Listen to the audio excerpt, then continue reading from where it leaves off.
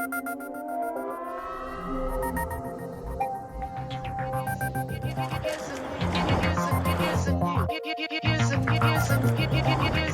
and welcome to Marshfield Community News. I'm Sean Leary, and today we have a special guest for you.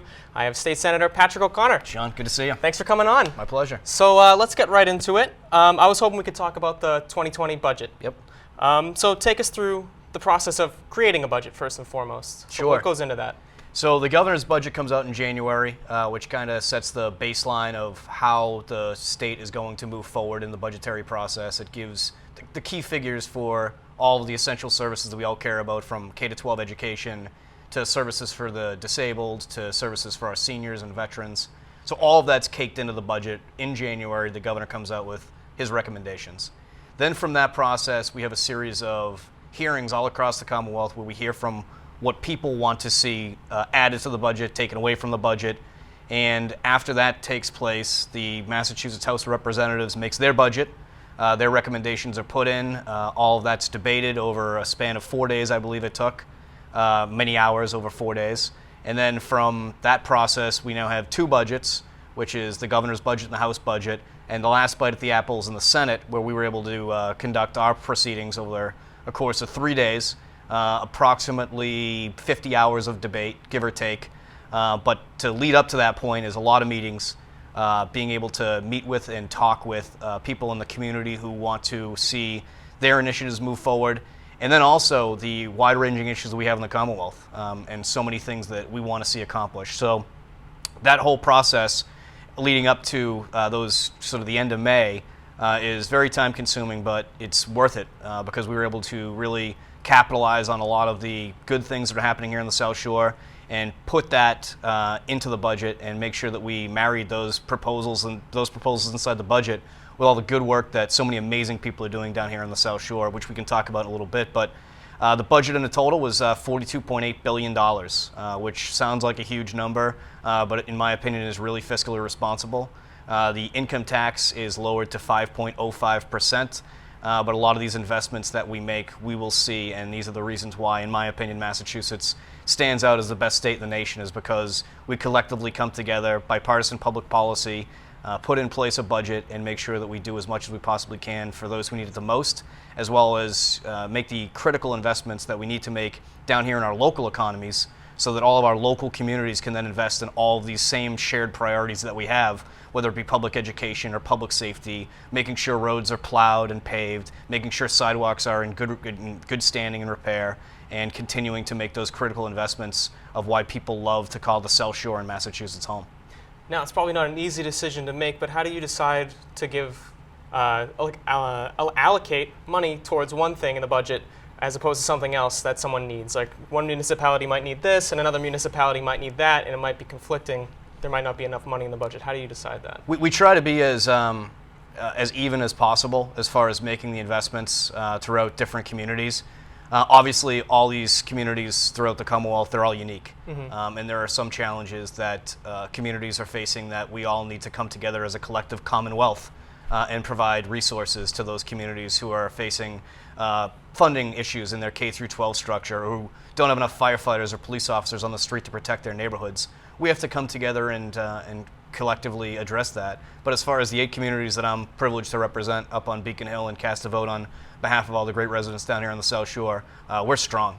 In my opinion, every budget that I've been part of, we've just become stronger. Every year that I've been part of this process, which is my 4th budget now, we've set record levels for local aid. We've set record levels for money that we're giving back to communities in Chapter 90 money, which goes to the roads and sidewalks. And we've set record levels for Chapter 70, which goes directly to K-12 education. And when I go up there and when I go door to door in different events in the district, we hear what the priorities are. And I bring all of that with me up to Beacon Hill. All of the concerns, all of the suggestions, all of the hopes and all of the good work that's being done here. I bring all of that up with me on Beacon Hill. And then as we're going through that process and collectively putting together, in my opinion, what is a great budget that was voted unanimously. And you know, in this day and age of politics where you see state capitals and city halls at each other's throats right now, in Massachusetts up on Beacon Hill, we collectively came together and said, no, we need to put something that is deserving of the electorate and the taxpayer dollars that are going into this, And what we did was created something that both sides of the aisle agreed on and is going to continue to make our communities and our Commonwealth stronger. That's wonderful and honestly really refreshing to hear. Yeah. So you said that it goes to the House first and then the Senate? Yep. How can it differ once it gets into the Senate from when it comes from the House?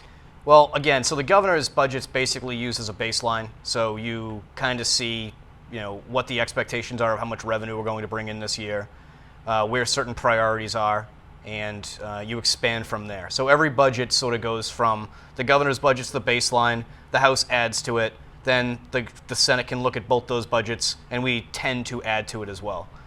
So in particular, inside the House budget, they had none of the proposals the governor brought up for revenue increases, tax increases. There was only two, and it's very minor, but one was on opioid manufacturers, basically saying, you have been a horrible partner in creating what is the most tragic and deadly drug epidemic that this country's ever seen.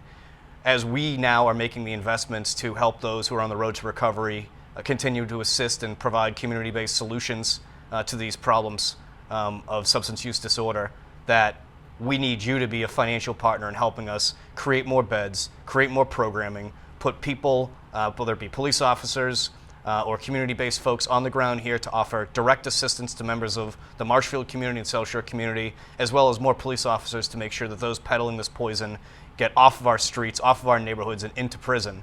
All of that, you need to be a financial partner now, as you weren't for so many years, well over a decade, when it came to being able to put even minor controls to stem this epidemic.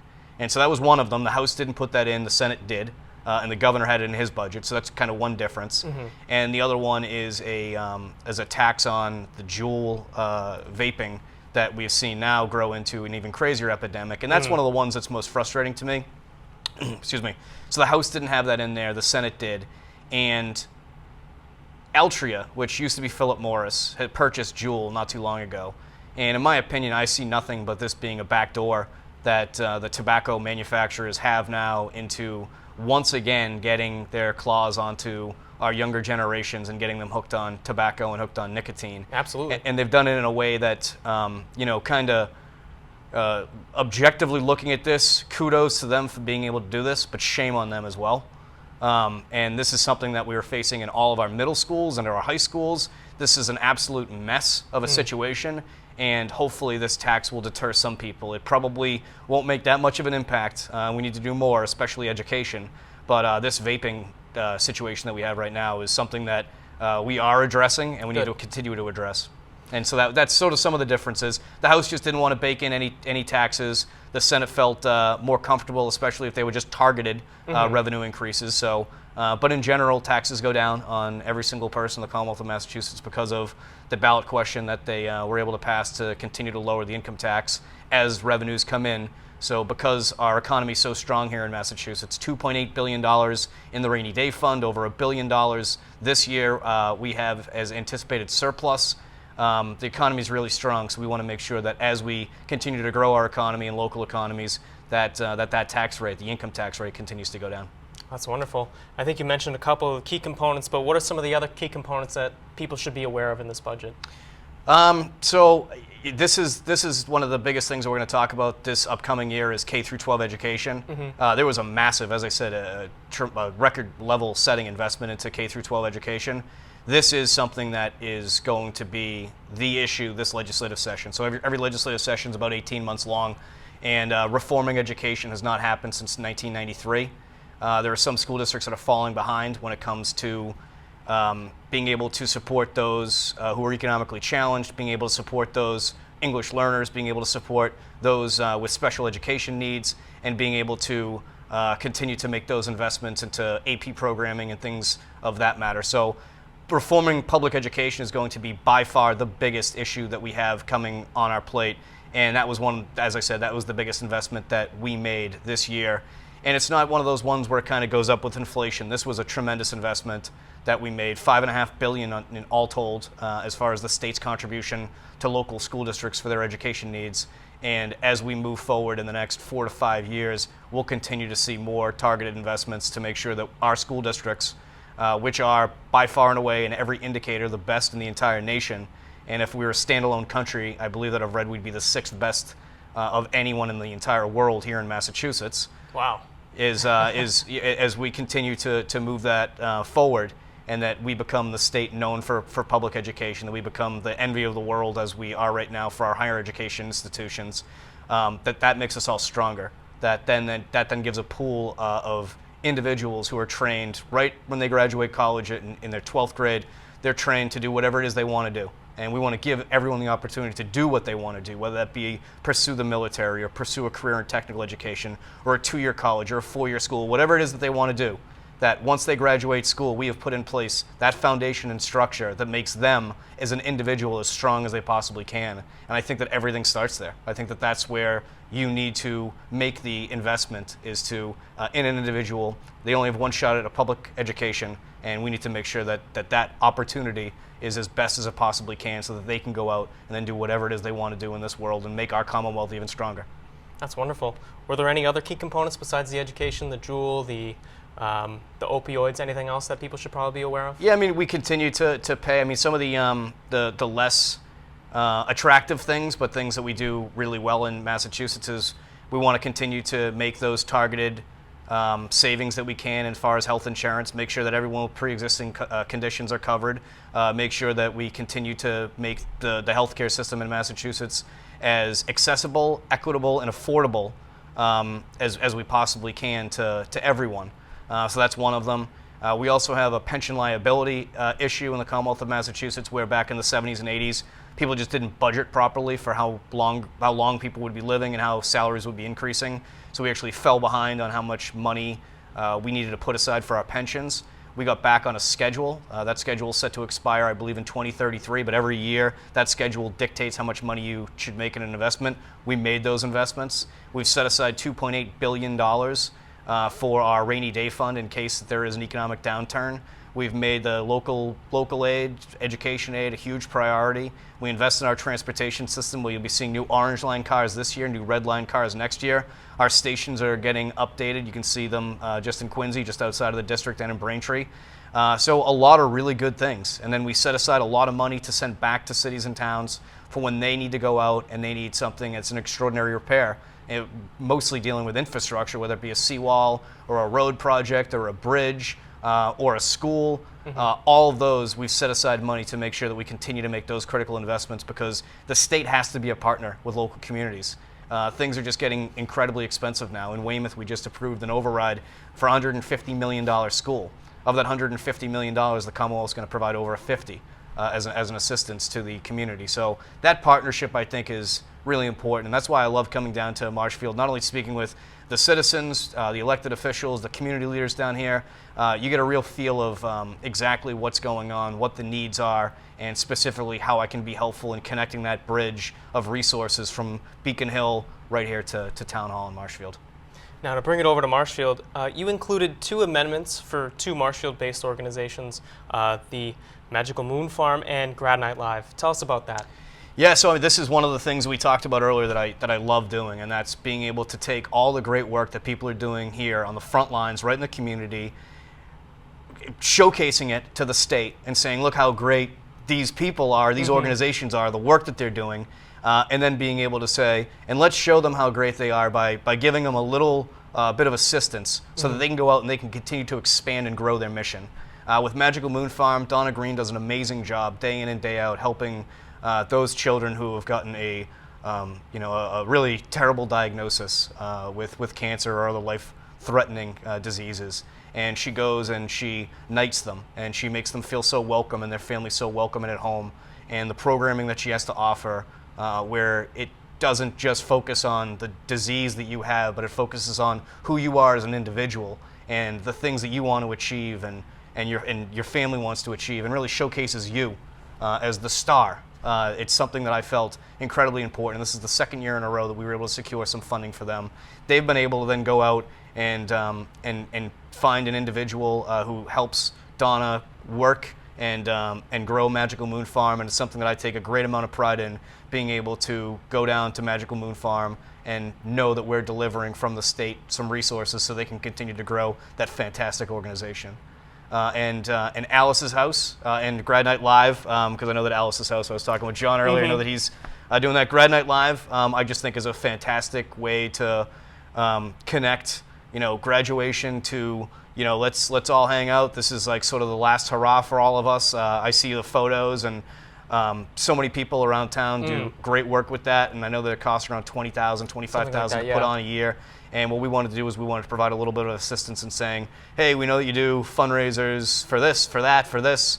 Some people, tend to get a little tired sometimes from that. So we said was, hey, if you maybe scale back on one fundraiser this year, or take this in addition and grow Grad Night Live to be even better than it already is. We just wanted to really be part of that because it's a special program. I think that it's not unique in its nature. I see other communities doing it. But it's something that's incredibly important to this community, and it keeps kids safe on graduation night where so many things go wrong. Most recently seeing the incident that happened in Hingham, not too long after graduation, that we need to keep our kids safe and responsible and with great adults and role models who are looking out for them, and Grad Night Live does just that. So we wanted to do that. And then just outside of Marshfield in Hummerock in Scituate, Alice's house, which is a phenomenal organization. We were able to secure some money for them, and what their mission is basically they give a home that's been built right on the water. They give it to families who are experiencing loss or who are experiencing major challenges inside of their lives. And basically, it's just a retreat. It's a respite away from the everyday life, and it's on a beautiful location. You can feel the energy when you walk in there. It's a very healing environment. And what we wanted to do was we knew that they had some money left over outstanding from when they did remodeled. It was caught up in that fire that happened in Scituate not too long ago. And what we wanted to do was we wanted to help pay off some of those bills that they've incurred and to, again, let them continue on their mission. And so I guess all three of them collectively has just been, we want to build that bridge from Beacon Hill to the South Shore, and we want to make sure that as we build that bridge, we showcase some of the people, the communities, and these organizations who are doing really amazing work. And hopefully, as they're part of the Senate budget, as they're part of the collective Commonwealth budget, that maybe will inspire somebody in their neck of the woods outside of the South Shore to do something similar, to go and talk, because these needs are unfortunately not going away. And what we need is we need great people on the ground here in the South Shore who are helping these families, who are helping these kids, who are helping make sure that we continue to thrive as a Commonwealth. Absolutely. And I believe you also got some monies for the senior center as well, did you not? We did, yeah. So we were able to secure $75,000 for the senior center, and that basically is just going to go towards some of the repairs. We know that there's some expansion potentially on the horizon for the senior center, and we wanted to be part of that. And this basically would take off $75,000 of the burden that the community would have to do upgrades. And what they did was they looked at all of the things, the ins and the outs of how they could make these investments and what they could do. We were able to secure one for Duxbury last year. So every single year I like to provide some money to our senior centers, our councils on aging, to fix with the infrastructure. All these councils on aging, they're on a fixed budget. So we wanted to make sure that if there was some extraordinary repairs that they came into, or there was something that they wanted to do, that they would have the funds and resources to be able to do that.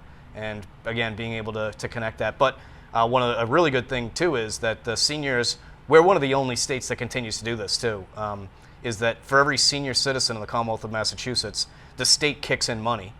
So this year was the highest rate it's been, $12 for every senior citizen that you have in your community. They send $12 down and say, hey, we know that it's not a ton, but it's something that the state wants to contribute to help with programming and help with your councils on aging and help do the things that make those centers so special, whether it be the volunteer appreciation luncheon, or whether it be helping seniors file their tax returns, or go through the process of helping one put a loved one into a long-term care facility. All of those things, our senior centers are connecting our seniors with those services, and the state wants to be a partner in that. So again, it's just the process of what we do here. I truly believe, and I keep on saying Commonwealth, because that's exactly what we do. We collectively pool our resources, whether they be financial, intellectual, compassion, all these resources that we have, and we try to spread it across the entire state. And we do it really well. I worked up on Beacon Hill prior to becoming the senator just celebrated my 3rd anniversary up there. Congratulations. Thank you. But really being able to see, have a front row seat to this and all the things that are going on Beacon Hill. And there's 6,000 bills that were filed. You know, there's going to be disagreements that you and I have on some of those bills. But the collective shared priorities that we make sure get funded, get addressed, and that we can bring back to our communities are really something special. And then being able to go out in the community day in and day out and see this amazing work being done, and those funds being directly translated into really hard and good work is interesting, being able to connect that and see that on a daily basis. And you really get to see why Massachusetts is unique and special, and in my opinion, the greatest state in the entire nation. Well, I've loved growing up here, and I've lived all over the state, out in the west, out here on the shore. It's just a wonderful state, and I love being a part of it. Segueing, you secured over $98 million in funding for the Plymouth Norfolk district. Yep. Could you talk a little bit about that? Sure. So that's everything. That's the whole. That was the whole thing. That's the whole kit and caboodle. You know, so of the $42.8 billion budget, and you also have to take out about half of that right off the bat because that goes just to healthcare. That's the biggest expense in the state, in the town, in everyone's household, in small businesses. Healthcare needs to get under control, and I truly do hope that there's a federal fix as far as the affordability component of healthcare. But so let's take that aside. So you're really dealing with about a $20 billion budget. A lot of that isn't, you know, is non-discretionary. That, you know, it's directed in one way or another to something else. So we have the opportunity to bring back certain funds, and $98 million is the most we've ever brought back. It goes from things like $5,000 for Grad Night Live, or $30,000 for Alice's House, $75,000 for the Senior Center, all the way up to the amount of money we're bringing back for education, the amount of money we're bringing back just to Town Hall to say, this is the investment the state's going to make this year, let's do it. All of these funds combined, we're able to secure $98 million. And that's exactly why I want to be up there, is to not spend your tax dollars, but return it in a responsible, fiscally responsible manner to the communities. And whether that be to earmark it for one of these shared priorities that we talked about earlier, or just generally give it back to the communities and say, hey, look, you know, this is the collective taxes of your residents, that they go and send this in their checks through income and through the sale of goods, and through other means, obviously, but those are the two primary, to the state. And the state needs to be a responsible steward of this. We take some, you know, $2.8 billion over the past few years, we invest that into a rainy day. We take others, we make huge investments into education. But at the end of the day, we want to send as much of that money back to our local communities, because as a former local elected official for 12 years, a councilor in Weymouth for 12 years, I know that the best dollar spent is the dollar that somebody can see spent. When their road gets paved, or a pothole gets filled, or a child gets an unbelievable education, that's what we're in the business of doing, is being able to effectively work with our communities and send as much resources as we possibly can back to them so that they are strong. Because when they are strong, we're all strong. That's wonderful. I just wanted to briefly talk about the Senate budget deposited $268 million into the stabilization fund. What is that fund, and why is it so important? So that's the rainy day fund. Okay. You know, we're not kidding ourselves that this economic recovery that we've been on has been amazing in length. I believe now the longest recovery in American history.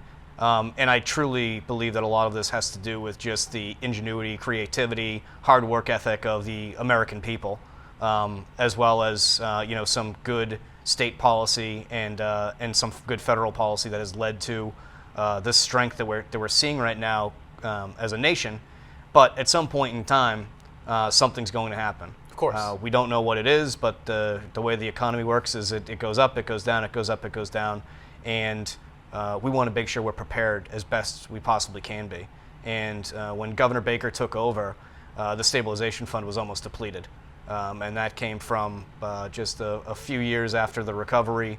We spent down a lot of money, some investments that the previous administration made, and there was also a huge cost to our health insurance connector that it was not working when Governor Baker took over. So one of his first priorities was, as we continue to move forward, we want to make sure we deposit as much money as we possibly can into the rainy day fund, so we are as prepared as we possibly can be for the next economic downturn.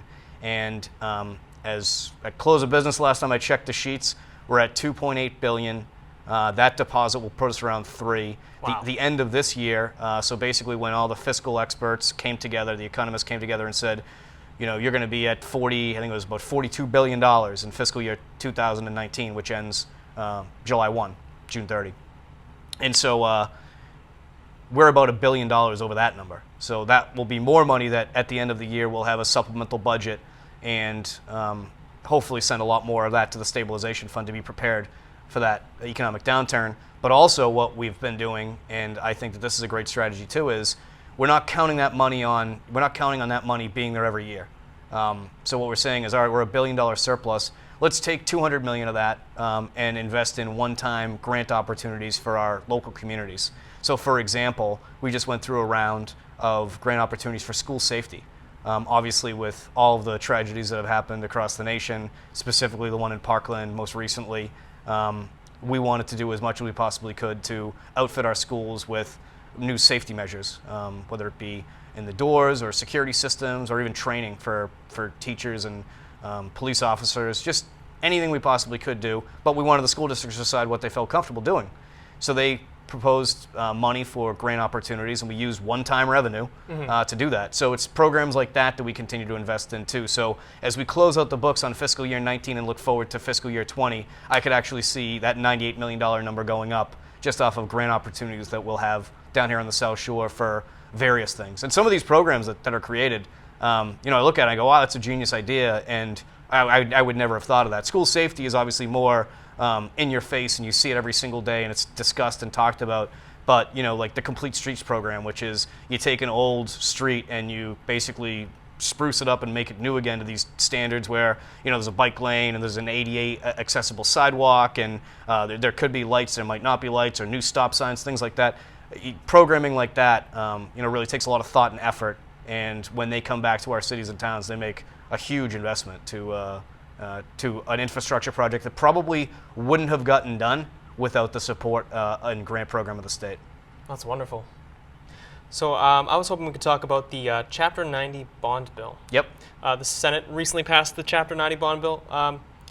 What's coming back to Marshfield, and what is Chapter 90? Chapter 90 is the fund that we have allocated inside our Mass General laws for transportation improvements. And so every year we want to, again, be a fiscal partner with local communities. So this year we sent $200 million total back to all the 351 cities and towns in the Commonwealth. And what we sent was $750,000, a little bit over $750,000 to the town of Marshfield. And that basically gets deposited in an account, and DPW, the Board of Selectmen, and the town administrator can look at that and basically say, all right, here's some projects that we need done, some curb cutting, some streetscaping, all these things that anything that you want to do as far as when it comes to the transportation infrastructure of the town of Marshfield can be done. So we, again, just want to be that fiscal partner, and I think that the Chapter 90 bill this year is 4 years in a row at $200 million. We hope that in sometime soon, knowing the cost of transportation infrastructure is rising, especially with the tariffs and talking to local companies who do specifically road and transportation infrastructure work, knowing that they're having to increase the prices that they have on local communities. I hope to increase that number in the not so distant future, and have voted to up that up to $400 million, to double it. So that 750 would basically become 1.5 million. And that's the hope, is that we can get there someday, and hopefully very soon. That'd be wonderful. I was hoping to talk about an act you guys are working on, H530, creating a special commission to study classroom temperatures. Right. What's that about? So basically, and this has been a somewhat controversial bill, which I didn't anticipate, but the genesis of the bill is a bunch of teachers came together from throughout the South Shore and had complained that the start of this school year was extraordinarily hot. Some classrooms, and there's photos, some classrooms hitting into the high 80s. And they basically said there's so many regulations in place for so many various things of what the temperature has to be, whether it be a workplace or a daycare center, you name it. And they said, but when it comes to the classroom, there's a set standard in place that the Massachusetts occupational hazard is set basically 68 degrees, they say, is in the wintertime. That should be the coolest mark, and 80 degrees should be the hottest mark in the summertime. clearly these schools, just judging by the response that we've gotten from teachers, they're not being able to fit inside that range. So what we want to do is we want to put together a bunch of school districts, teachers, students, educators, folks that know this industry, and basically say what are the best practices put in place. We don't know what the Tewksbury school system's doing, and they might have a solution to this problem, but because this is an individual school district issue, all the school districts that we have, I think we have 320 some odd school districts in the Commonwealth, they don't communicate with each other on this specific issue. So what we want to do is we want to connect all these schools and say, what are the best things that you've been able to do? Is there a way that we can restructure some times, maybe put half days in, and then catch up later, or whatever the answer is. So when this group of teachers came to me, I basically said, I don't know the answer. And when we don't know the answer, what we try to do is we put people at a table to have a conversation about what we can do to solve this problem. And that's exactly what this does. Nothing more, nothing less. There's no mandates in there. Everything that is published and that would come of this would be in a report that would basically be accessible to every single school district where, we've already heard some where teachers, one of the major classrooms that's air conditioned is computer labs because the computers have to be at a lower temperature. They were saying that in some areas of the state, this is just since we've testified, they've shut off the computers and rotated classes inside and out of the computer labs. Others have had educational opportunities where they go outside and they have a class outside. So all of these things may seem that, oh, well, the teacher could decide that or the school could decide that. And I absolutely 100% agree with that. But what we're saying is maybe there's things we haven't even thought of that some school districts are using right now that may help out here in Marshfield when the classroom's at 88 degrees. Yeah. So that's all we're looking for is best practices. And I think that the way to do that is to study it. And there's no cost commission, no one's getting paid. It will be all volunteer efforts. And I think that if it produces the results that I expect it to, I think that we have an opportunity to really provide some academic comfort during these cold and hot months. And studies have been out there, scientific studies are out there. Harvard University's Kennedy School did one where it basically said that this is becoming a huge factor, classroom temperature, inside of the ability for concentration and for a child to have the best possible environment as they should and deserve. And some of the pushback has been just like myself. I was graduate of 2003 in Weymouth. We were talking about this before we went on air. We had one of those big fans with a bunch of dust on it that basically tried to cool us down. I get it that there's been previous generations that have gone through this, but my answer to that is if there's things out there that we may not know about that may give a child an opportunity to learn better, why don't we find it? That'd be wonderful. My only concern would be if you did mandate something and you found that you need to be within this temperature range, what would older schools do? Because you were just saying Weymouth. I grew up in Stoughton, and the best solution we have is just open the windows, and that was good luck. There's no mandates. We specifically, when I testified, we just want best practices. We kind of want to report on this to go to the school districts and say, hey, there's some out-of-the-box thinking in Auburn, Massachusetts. There's, this is what's going on in the Cape. This is what's going on in Western Mass. And collectively, hopefully, at some point in time, with no mandates, hopefully at some point in time, one of those grant programs that we talked about, that there's a little extra money in the state's coffers. What do we do with the money? Maybe open up an opportunity where it's $30 or $50 million for local school districts to come with a cooling plan and say, hey, can the state help and invest in this? Because I don't think that this is something that local communities can take on their own. Nor would we ever mandate that. Again, I want to stress that there's no mandate, there's no tax, there's no required investment. This is just strictly best practices. But if we could get to a point where the state could assist or pay in full to provide some cooling and heating, and the heating they actually already do through the MSBA process, they replace boilers. If we can possibly do it, let's see what kind of investment we can make. That'd be wonderful. Yeah. I was hoping we could talk about S2216, an act preventing distracted driving. Yes. Tell me about that. So we just passed it last Thursday, and it went smoothly. No one voted against it. Unanimous bill in the Senate. Some people did vote against it in the House of Representatives. But essentially, this is the problem that we continue to experience and face almost every single time we're out driving, where it's people with the phone in one hand, looking down, other hand on the wheel, whether they're text messaging, whether they're trying to make a phone call, switching their Spotify and Apple Music accounts, watching a Facebook video. I mean, you name it. People are definitely doing it while they're driving. And you know, we've had families come into our office from across the Commonwealth who have lost loved ones due to distracted driving. Some who have been hit by distracted drivers, both pedestrians and also in other vehicles, and some who actually were the distracted driver. One story in particular, a child was talking to their father and lost control of the phone when they had it to their ear, went down to get the phone and came back up, and he tragically hit a tree. Ugh. And so you hear these stories over and over again. You see it in the news time and time again. We're the last state in New England to put this in place, and I think that this is well overdue. And this is this is a bill that basically would take away everything but one swipe.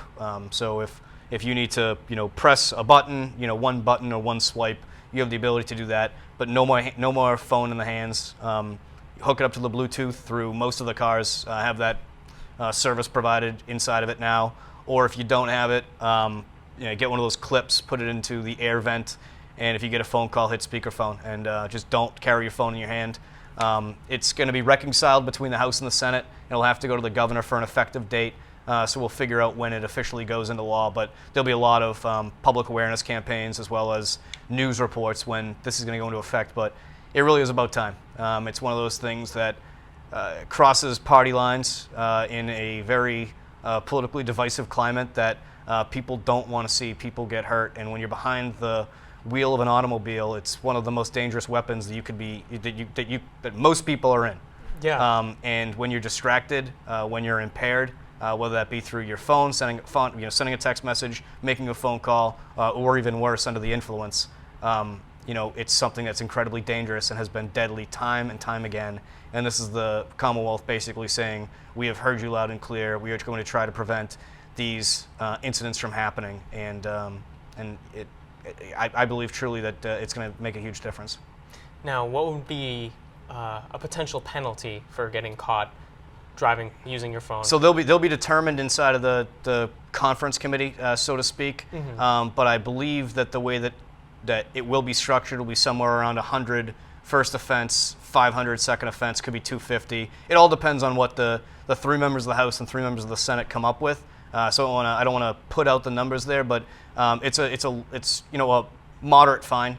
The first offense probably doubles the second time when all said and done, when the conferees figure out an actual penalty structure.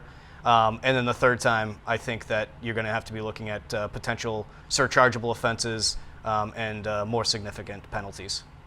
Now, one thing that concerns me is, all it takes is just doing it once to end somebody's life. You swerve a little bit and that's it.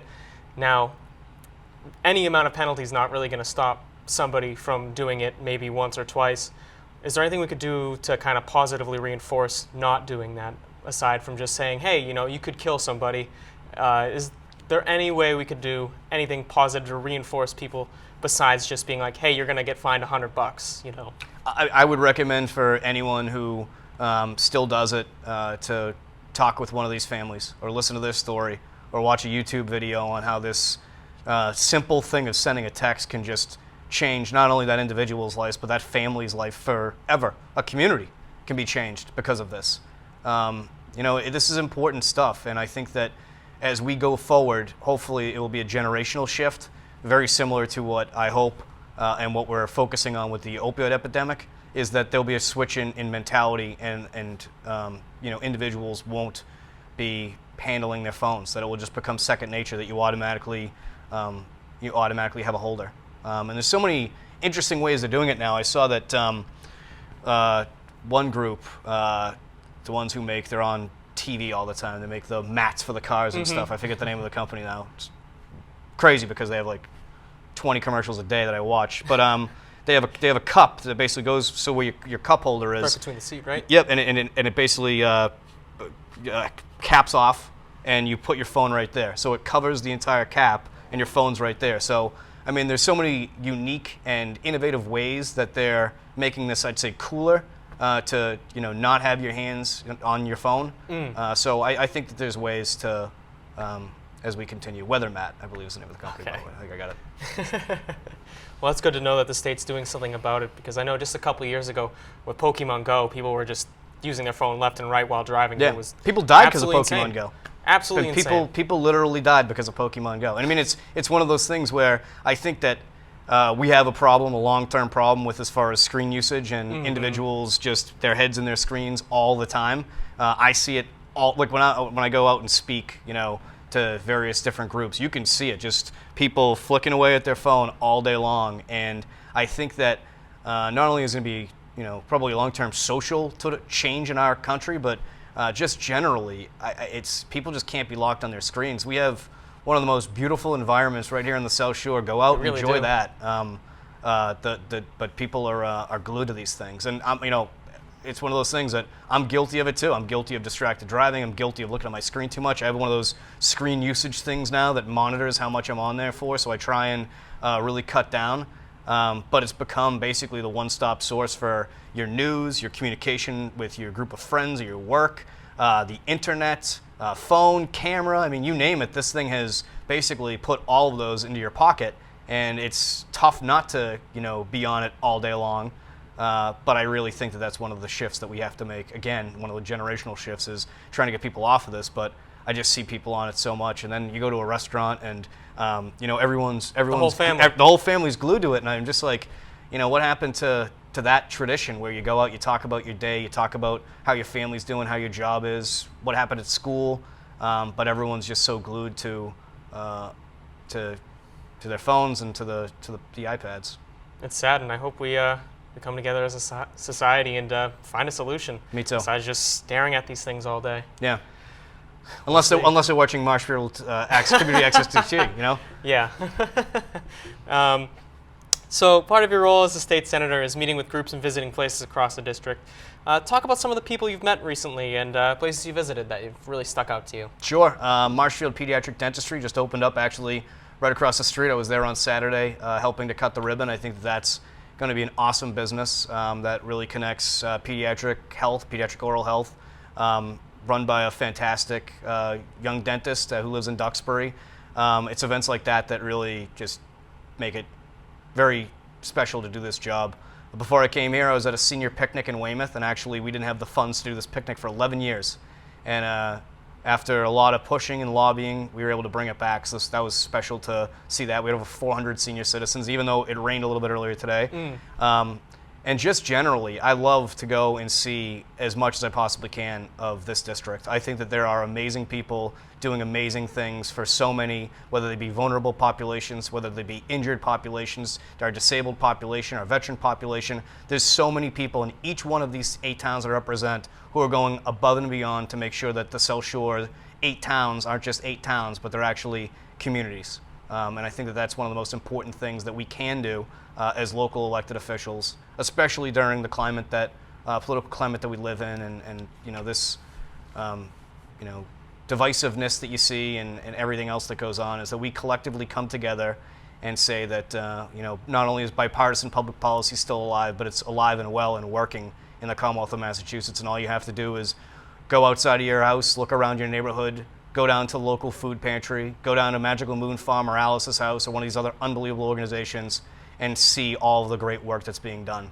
And that's not a Democrat or a Republican or an independent or a conservative or a liberal thing. That's a Massachusetts thing, that's a South Shore thing, and I'm very proud to be part of it. Well, that's wonderful, Patrick. Was there anything else you wanted to talk about today? No, I think you've covered a lot of the bases, but I'd love to come back as we continue to go through some of the really important pieces of legislation that are going to impact the folks of Marshfield. And just my phone number is 617-722-1646. If there's ever anything that you'd like to talk about, whether it be an issue, as I said, there's 6,000 bills, so I'm sure that there'll be some disagreements on some of them. But if there's ever any issues you want to talk about, or, and this is in my opinion one of the most important parts of the job, if not the most important part, is if you ever have a problem or a concern, please never hesitate to to call us, whether it be personal or something with your family. We're here to help. We've helped people navigate the state government process, from helping somebody with the new Real ID system to somebody calling our office that morning and saying that they didn't have a place to sleep that night. We've been through a lot as far as the human service part of the job, and we love doing it. And I have a dedicated team of people working up at the State House on behalf of this district, day in and day out, doing their best to make sure we continue to grow, get stronger, and thrive here on the South Shore. Well, Patrick, thank you so much for Thanks, coming Sean. on. I appreciate it. Thank you. And that's Marshfield Community News. I'm Sean Leary, here with Senator Patrick O'Connor. Thanks for tuning in.